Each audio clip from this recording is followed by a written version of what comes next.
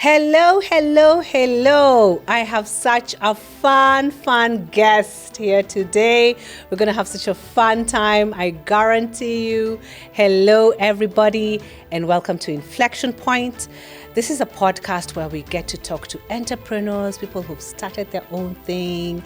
They're on their innovator journey or founder journey, hearing about their stories, their lessons, and what they wish they could have done better. So I'm so excited to introduce you to one of my newer friends, the absolutely fabulous Vuyanzi Rodman. Thank you. Yay. Thank you. She's a coach. And I'm sure I'm not going to do any justice to this introduction. So I'm going to ask you just to introduce yourself in your own words to our audience. And welcome, Vuyanzi. Thank you for being here. Thank you for having me. Thank you for choosing me. I feel worthy and chosen. So I am Vuyanzi Rodman, also known as Coach Vuyanzi. Coach Vuyanzi. Yeah, just for the brand purposes. Yes. And I am a transformational life coach, a motivational speaker, and a trainer facilitator as well.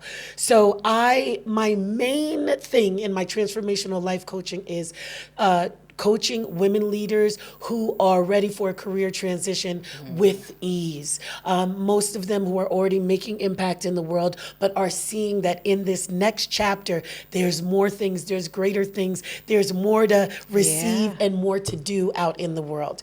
As far as motivational speaking, I'm also a TEDx speaker and an author, 5-time author as well. A couple of them have been best-selling. I am about the empowerment of women. Now, I'm sitting here in Kenya, so I would say to you, though, my normal language about it is I'm about the empowerment of Black women leaders. And the reason why I specify that I'm sitting here in Kenya, maybe that doesn't mean so much. However, where I come from, the United States, since I know we'll get into that later, when I say Black, that is the calling for people to hear that, right? Because we're such as far as population, we are a much smaller population. So that is the language that I use depending upon where I am. So that's a little bit about me. Personally, I do have 3 adult children, and I am a grandmother too. I am a shosho. Lovely. So I am a shosho too. She'll be a granddaughter. She'll be 2 in just a couple of weeks. Yes. Beautiful. That's precious. That's amazing. Thank you. I want to say though about the Black women. I think that's a really good. It's a good anchor, if I'd say that.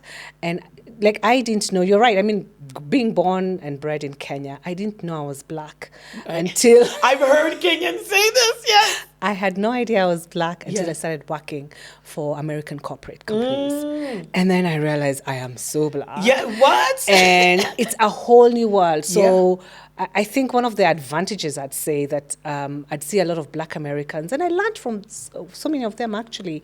And they teach us, the tricks of the trade. You have to speak this way, say things this way. Code switching, to get hard, and that was quite something. Yeah. But I also think as Black women, we do have our own maybe voices in our heads, or maybe cultures. There are nuances that keep us in a certain little box where we need to break free. So I'm really happy we're having this conversation. Yes. As I said, because Inflection Point actually talks about stepping out.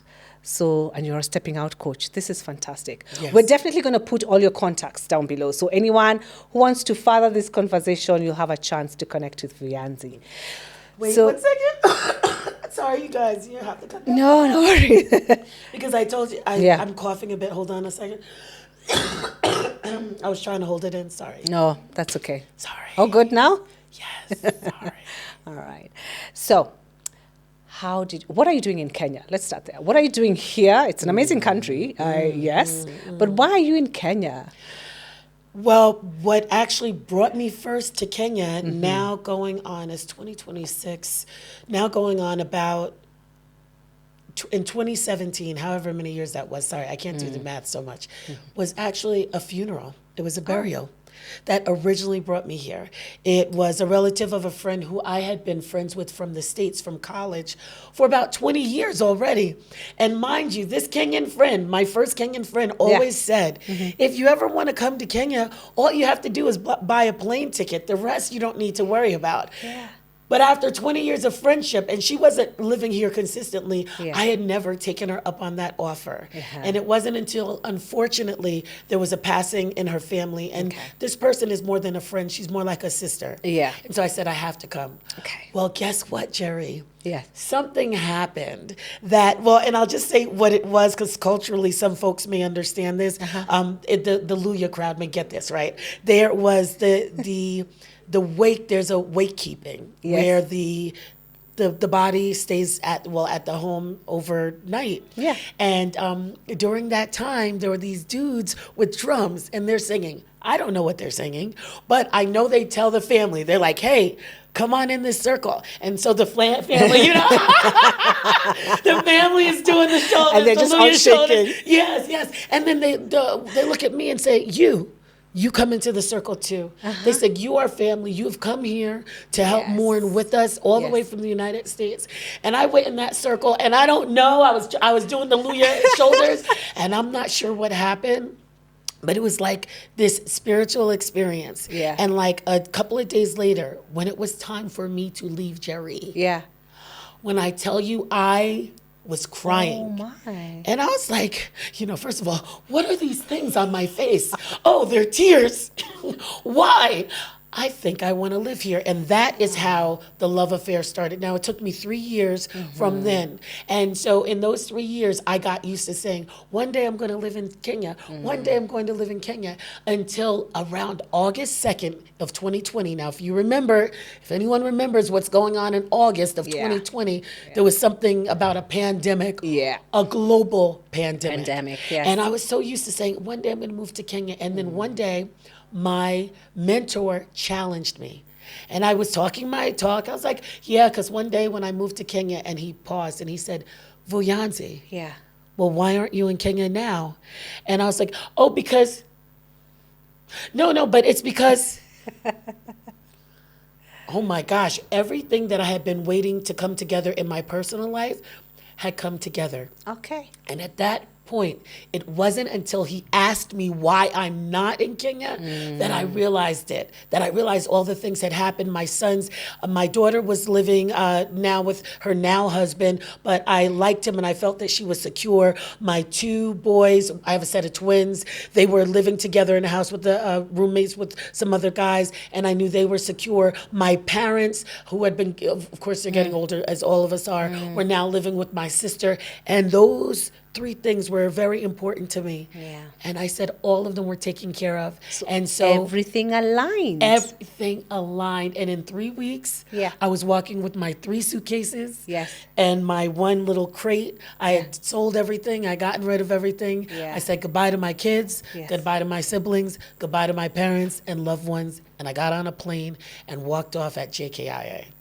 Amazing. Weren't you even a little bit scared? Did you have any? I was scared all the way. Okay. I was scared. I was scared from when I said, oh my God, I'm really going to do this. I was scared with everything I sold because I'm like, and everything I gave away, like there's no getting back your bed. There's no getting back your sofa. But I was scared the whole way. So when I talk to people, I don't talk about being fearless, actually, because I don't know that there's always a such thing. Yeah. But we talk about moving in spite of the fear, in spite of uncertainty, in spite of all the angst that you may feel in your belly. Because even today I'm scared. I don't know. I don't have any relatives here. I don't have, there's no shacks for me that I can go back and, fall back on. Yeah. So sometimes I still have fear, but I'm here and I've made a commitment to myself and to this life that I'm here. Oh my goodness, that was such a dissertation, but I hope that someone's getting something from that for themselves. 100%. And I actually haven't met anyone who started their own thing and done it fearless. Everybody has had butterflies in their tummy, second-guessing themselves, but they still do it, even including me, even just starting this podcast. Yes. I was like, oh my God.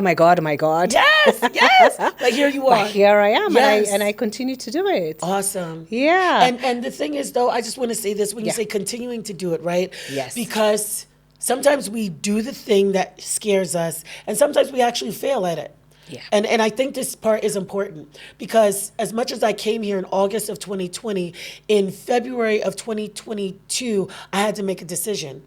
And because things weren't quite working as I thought they would, then I had to go back home for a bit. And that bit, I thought it was going to be 2 months. 2 months turned into a year and a half. Oh, wow. And that's when I came back here. So now you're speaking to me in my Kenya 2.0 life. So I think that's important to talk about too, because just because you do it and you're afraid and you're like, okay, you're manifesting some good things, some other things might derail you.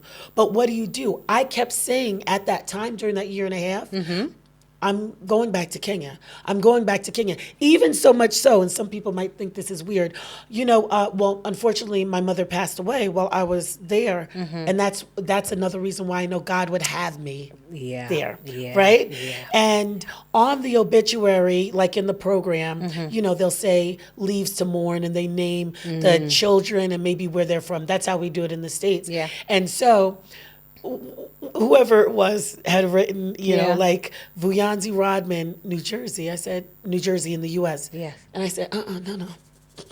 It's Nairobi. You go ahead and correct that.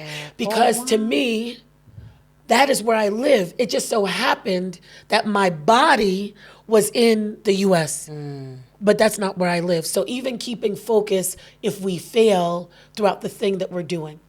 So how did you keep that focus going? How did you keep yourself positive so you were able to come, do Kenya, Nairobi 2.0? Yeah, I didn't. Because some days I cried. Yes. Right? Some days I felt very rock bottom and depressed. Some days I didn't want to get out of bed because let me explain. Bed was my sister, one of my sisters, I only have sisters, who said you can stay with me living on her couch. So basically it's like homelessness. It just happens to be I'm living with a relative. Yeah. So it was hard, but what did I do to maintain the little bit of light sometime was reading scripture. There's a scripture in Deuteronomy 28 where it says we're blessed in the city, we're blessed in the field, we're blessed when we come in, we're blessed when we go out. Reading that scripture like every day for months and months and months. Also making sure I was listening to podcasts that uplifted. I was watching YouTubes that uplifted. Now, something that may sound strange to others is one of the things I love to watch is this guy who used to walk around in European towns. All he did was with his camera walk. And I love to see the architecture. And it made me so happy. Yeah. I was doing anything. I used to watch Kenyan realtor YouTubes, specifically AMG, like just watch them showing realty here so I did whatever I could to stay connected because I didn't always feel positive. A year and a half is a long time to be living on someone's couch. Yes. And then one day, you moved from the couch and you were back in Nairobi. One day, I some things started to, and this is how I know a lot of it was about my mother's death. Yes. Spiritually, because after she was buried was when things started to turn around. It started to turn around, and then some gigs that I had been applying for started coming through. Some other things started coming through. Some money over here, some money over there, and all of a sudden, things came through. Yeah. So, and when they came, I'm like, sayonara. I ain't never, ever coming back to this place to live. Peace. That's how it was. Some days we got to say goodbye like that. Yeah. Okay? It's true. Yeah. With a tone of finality. Yeah. So I feel like that's also quite metaphorical. Like you need to say goodbye to some things as well. Yes. Some situations, some things, some relationships. Come on. So, preach. I say goodbye and move on. Yeah, and not the goodbye. Sometimes, you may cry while you say it, right? Yes. It may not be easy, but it's like, dude, I'm out of here and I'm never coming back this way again. Yeah. Let's cover up this path because I don't need it anymore. Yeah. Yeah. No, that's amazing. I for sure am super happy that you made that decision, that you came. Thank That you. is so, so cool. And I absolutely loved, I must talk about this. I absolutely loved the event that you put together towards the end of 2024. Yes. And I'm going to put a link to removing the cape down here. Yes, yours, Yes, please. mine, but just everybody. I think all the speakers were amazing. So guys, let me just tell you, let me give you a bit of context. So Coach Vuyanzi put together this amazing online event, and she got women speakers to talk about different topics that are around leadership, relationship health, doing things differently. I absolutely loved it. And the wisdom that just came through was so, so cool. It was amazing. So what made you start that? I know a little bit about this, but just share what's the genius behind the idea? Okay, I don't even think it's that much of a genius. I was talking to someone, at the time she was my PR strategist, and I swear to you, it was really more like she showed me this one woman. She's like, listen, she did something like this. It was like a LinkedIn summit. She's like, she did that. And I was like, I think I could do that too. And I'm sorry. I wish I could say, and the Lord, the clouds opened and the Lord spoke to me. No, I really can't. He works in mysterious ways. That might have been it. Maybe he was using her, but I was like, because, so it's called Removing the Cape, a global woman leaders fireside chat. So when I saw that, what am I doing? When I talk about coaching women, one of the things is, right, we're super women all the time, right? Yeah. Like, even when we're hurting, we're grinning when we're in pain, emotionally, physically, spiritually, we're still here. And and a lot of times, the only time we get rest is when we get knocked down and we're sick, right? We fall down, but we get up, right? And so it's like, I was like, no, I think I can do it. So I challenged myself to be able to do it. That was the second annual, but the first one, I said, I want it global. I don't want just from one country. The first one, I think we had 6 countries represented. The second one that you were part of, I think we had 4 countries represented. And so really bringing women together, saying, this is the place where you can remove your cape and have serious conversation about various things, all the things that you've talked about. So that's a little bit about the genius behind it, or not so genius behind it. But it makes me happy to bring people together, and I do hope to do it again at the end of 2026. Okay. Awesome. I've loved this conversation.